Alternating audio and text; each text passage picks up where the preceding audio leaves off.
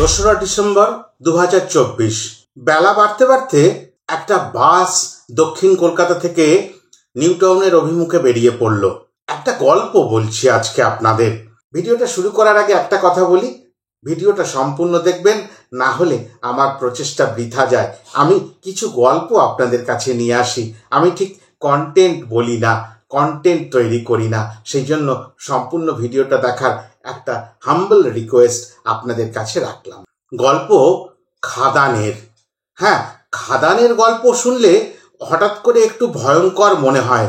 400 foot নিচে গিয়ে মাটির তলায় শুটিং করেছেন দেবদাদারা।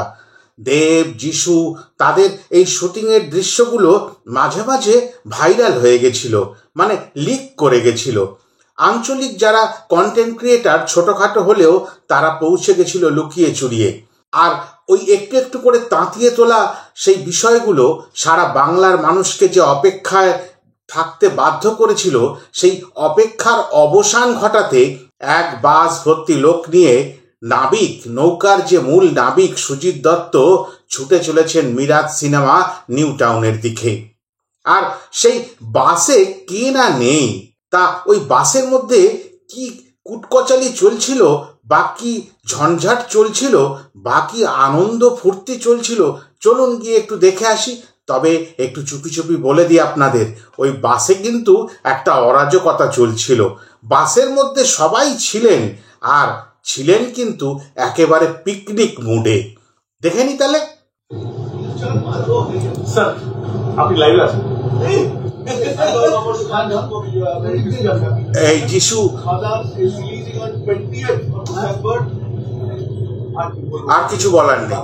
যিশু সেনগুপ্তকে লাইভে বলাতে এই পার্থ সারথী ফুল কেওড়া খাদান হল যেন ভর্তি থেকে থ্রেট করছে।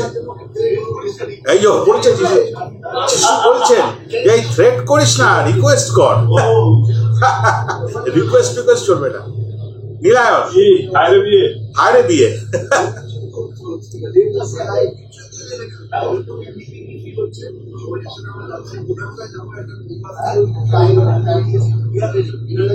ব্যাস ব্যাস, একদম রাজার রাজা সাবি, মানে হল ভর্তি করে দেবো, একদম গ্যারান্টি দিয়ে দিচ্ছি। ডিরেক্টর হ্যাঁ, ব্লাস্ট করে দিই। হ্যালো বৌদি,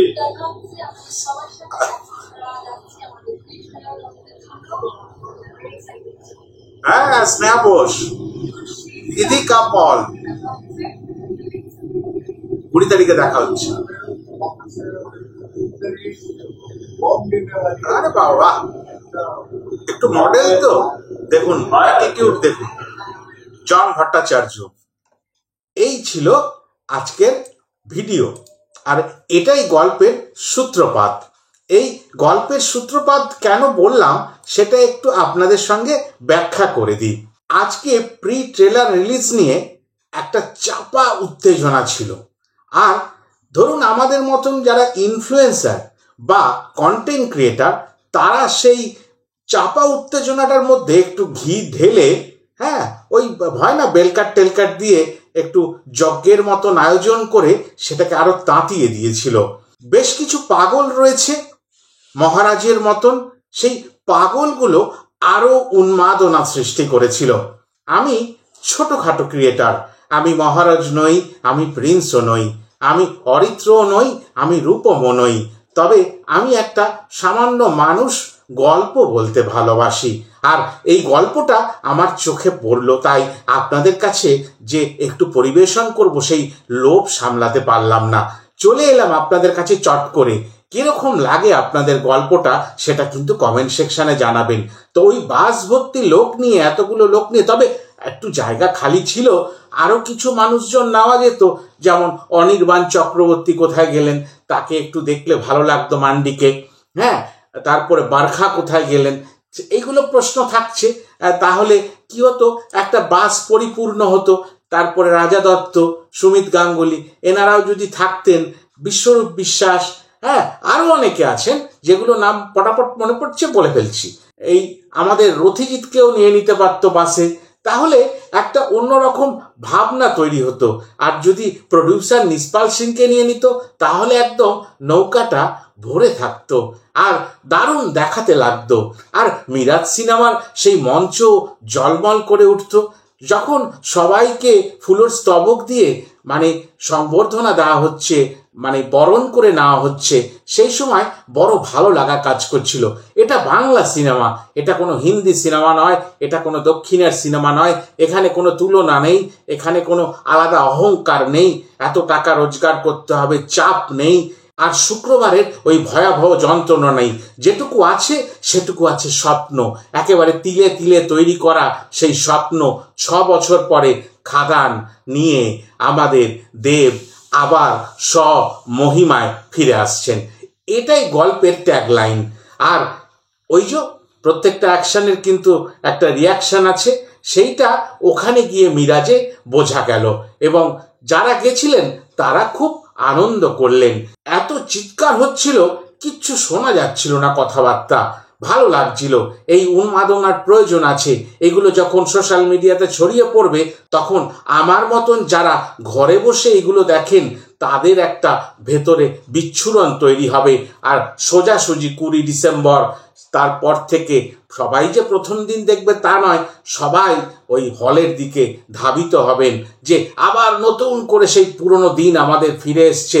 আমরা আর চিন্তা করব না, অপেক্ষা করব না, যাব দেবের যিশুর সিনেমা দেখতে। রয়েছেন বারখা, রয়েছেন স্নেহা, রয়েছেন অনির্বাণ, রয়েছেন ইদিকা, রয়েছেন জন, প্রত্যেকে রয়েছেন। তাদেরকে কি কি রূপে দেখতে পারবো সেই অপেক্ষায় তো আমরা আছি। কিন্তু ওই বাসে একজন বসেছিলেন যাকে আমি আপনাদের নাবিক বলেছিলাম, কেননা পরিচালক তো যে কোনো সিনেমার নাবিকই হন। সেই নাবিক কি করলেন, এই সমস্ত অনুষ্ঠানটি যখন শেষ হয়ে গেল তখন একটা পোস্ট করলেন। পোস্টে লিখলেন, খুব বেশি দিন আগের কথা নয়, 2022-এর 25 নভেম্বর আমার প্রথম সিনেমা সিটি অফ জ্যাকলস রিলিজ হয়েছিল। তা ওই 2022 সালের 25শে নভেম্বর, আর এটা 2024-এর 2রা ডিসেম্বর। প্রায় 2 বছর 1 সপ্তাহ বলা যেতে পারে। ভাগ্যের চাকা সম্পূর্ণ কিভাবে ঘুরে গেছে তাতে তার চোখের কোণে একটু আনন্দ অশ্রু এলো। সেটা কিরকম, যে ওই 2 বছর আগে কেউ সেইভাবে চিনত না, পাত্তা দিত না। মাত্র কয়েকটা হলে সিনেমাটা রিলিজ পেয়েছিল, সিটি অফ জ্যাকলস। কিন্তু সেই সময় আমিও যেমন এই নামটা এই খাদান নিয়ে যখন চর্চা শুরু হলো তখন থেকে জানলাম।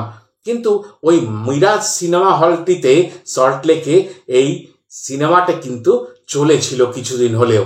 সেই জন্য তার মনে হচ্ছিল যে আমি সেই প্রেক্ষাগৃহে যাচ্ছি যেই প্রেক্ষাগৃহ আমাকে খালি হাতে প্রথম সিনেমা থেকেই ফেরায়নি। সেই কারণে তার মধ্যে একটা আবেগ কাজ করছিল, আর সেই আবেগটা তীর তীর করে তার চোখে মুখে বেরিয়ে পড়ছিল।